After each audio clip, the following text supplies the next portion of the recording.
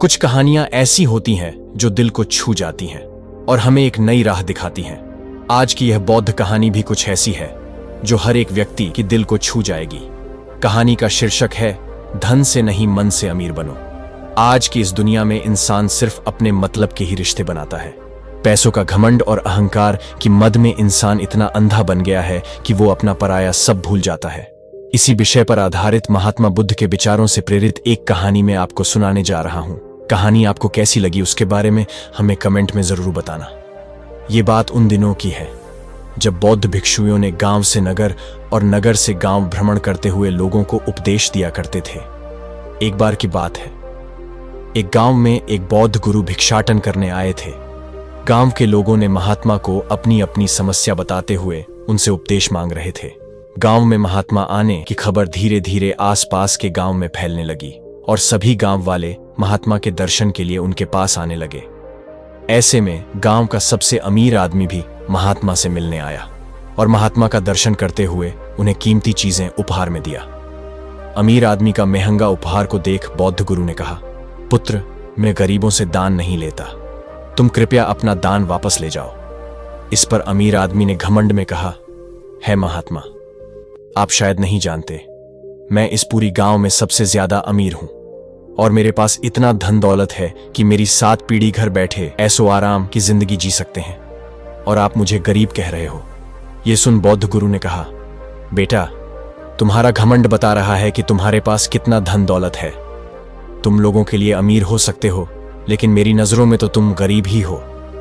व्यक्ति ने पूछा कि आपको ऐसा क्यों लग रहा है? महात्मा ने कहा, बेटा, तुम धन से अमीर हो सकते हो, लेकिन मन से तो तुम गरीब ही हो। व्यक्ति ने कहा, भला कोई मन से अमीर कैसे बन सकता है? इस पर गुरु ने कहा, बेटा, मैं तुम्हें एक छोटी सी कहानी सुनाता हूं।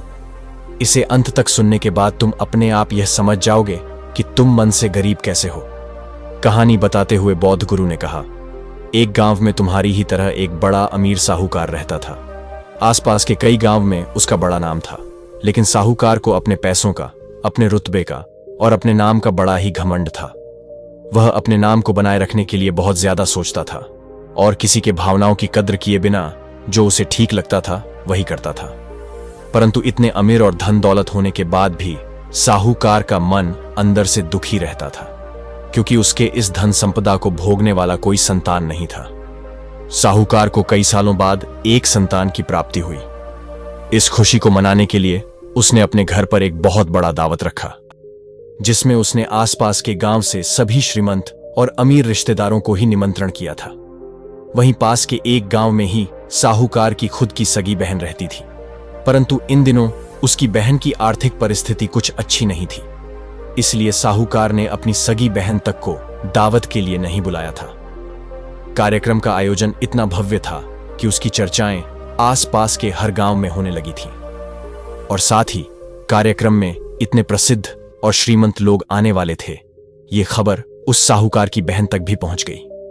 बहन को जब यह पता चला कि उसके भाई को आखिरकार संतान सुख प्राप्त हुआ है, तो उसे बहुत खुशी हुई और उसने सोचा कि शायद भाई गलती से उसे इस बारे में बताना भूल गया होगा, और वैसे भी अपनों को कौन न्योता देता है। ये सोच विचार करके भोली बहन ने अपने भाई के यहां उस कार्यक्रम में जाने की तैयारियां शुरू कर दी। जिस दिन वह कार्यक्रम था, उस दिन बहन सुबह सुबह ही अपने भाई के घर जाने के लिए निकल पड़ी। रास्ते में अपने पुराने मैले कपड़े देख उसने कुछ समय के लिए यह सोचा कि दावत में मैले कपड़े पहनकर मैं कैसे जाऊं। फिर उसने सोचा कि मैं अपनी मायके जा रही हूं, वहां मुझे यह सब सोचने की कोई जरूरत नहीं है। यह विचार लिए वह अपने मायके पहुंची। वहां का भव्य आयोजन देखकर वह बहुत ही खुश हो गई और उसे अपने भाई पर बहुत गर्व हुआ। वह तुरंत सीढ़ियां चढ़कर घर के अंदर प्रवेश कर गई। उसने देखा कि उसका भाई मेहमान के तौर पर आए सभी अमीर लोगों का स्वागत करने में व्यस्त है। बहन जैसे ही अपने भाई से मिलने के लिए उसके तरफ बढ़ी, उसका भाई अपनी बहन को ऐसे मैले पुराने कपड़ों में देखकर वो तुरंत ही बहाना बनाकर वहां से निकल गया। बहन ने सोचा, इतने लोगों में बेचारा अकेला भाई क्या क्या करेगा, जरूर उसे कुछ काम याद आया होगा। बहन बाद में अपनी कुछ रिश्तेदारों से मिली और जब खाना खाने के लिए बैठी, तब भाई ने देखा कि अपने सभी धनवान मेहमानों के बीच उसकी गरीब बहन बैठी हुई है।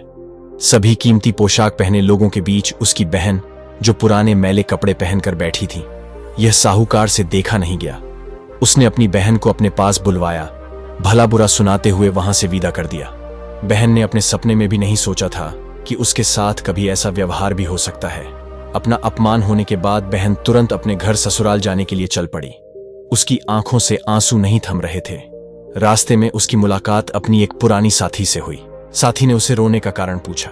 हालांकि बहन दोस्त को कुछ भी नहीं बताना चाहती थी, लेकिन साथी के बार बार पूछने पर उसने उसके साथ हुई सारी घटना उसे बता दी। साथी ने उसे समझाया कि ये दुनिया कितना मतलबी है। जिसके पास धन दौलत है उसे ही इज्जत मिलती है। आज के दुनिया में रिश्ते मायने नहीं रखते, बल्कि पैसा ही सब कुछ है। बहन ने भी अब ठान ली कि उसे पैसा कमाना है। फिर उसने अपनी अपमान को एक नई दिशा दिखाते हुए उसकी साथी की बताई हुई सलाह के मुताबिक उसी दिन से एक घरोई उद्योग शुरू किया। उसने दिन रात मेहनत की और अपने साथ कई और गांव की महिलाओं को जोड़ा, और देखते ही देखते उसका व्यापार चल पड़ा। कुछ ही सालों में उसकी मेहनत रंग लाई। आसपास के सभी गांव में उसका नाम और रुतबा काफी बढ़ गया, और अब वह पैसों के मामले में अपने भाई से भी ज्यादा बड़ी बन गई। भाई को भी जब यह पता चला कि उसकी बहन इतनी श्रीमंत हो गई है, तो उसने सोचा कि एक बार उससे मिलकर आया जाए। वह जब अपने बहन को उसके घर मिलने पहुंचा, तो बहन ने उसका किसी राजा महाराजा की तरह स्वागत किया, उसके पसंद का खाना खिलाया।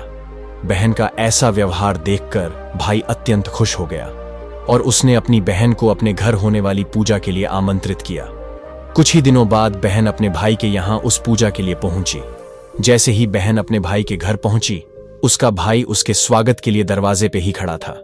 बहन अपनी कीमती साड़ी और गहने पहनकर अपनी महंगी गाड़ी में आई थी। यह देख सिर्फ भाई ही नहीं, बल्कि उसका पूरा गांव दंग रह गया। भाई बड़े प्यार से उसे पूजा का प्रसाद ग्रहण करने के लिए बुलाया। बहन को इस बार तरह तरह के पकवान परोसे गए थे। चांदी की थाली में उसे खाना दिया गया था, और साथ में एक सोने की चम्मच भी रखी गई थी। उसके बैठने के लिए बेशकीमती पाट रखा गया था। बहन को यह सब देखकर उसके वह पुराने दिन याद आ गए, जब भाई ने उसे बिना खाना खिलाए ही भला बुरा कहकर वापस लौटा दिया था। बहन खाना खाने के लिए बैठने से पहले अपने सारे कीमती दाग दागिने और जेवर उतारकर उस थाली के सामने रख दिया, और खाने में से कुछ निवाले अपनी जेवर और दाग दागिने के ऊपर बिछाते हुए कहने लगा, खाओ, आराम से खाओ। बहन का ऐसा व्यवहार देखकर सभी हैरान थे।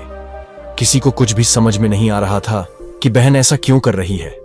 आखिर वह क्यों उन जेवरों को खाना खिला रही है। जब सभी ने उससे पूछा कि वह क्यों ऐसा कर रही है, तब बहन ने सबके सामने बताया कि आज जो उसका इतना मान सम्मान हो रहा है, वह दरअसल उसके लिए नहीं, बल्कि उसकी कीमती दाग दागिनों और जेबरों का हो रहा है। क्योंकि मैं तो अभी भी वही पुरानी साहूकार की बहन ही हूं। अगर कुछ बदला है तो वह सिर्फ मेरी परिस्थिति, मेरे कपड़े और गहने।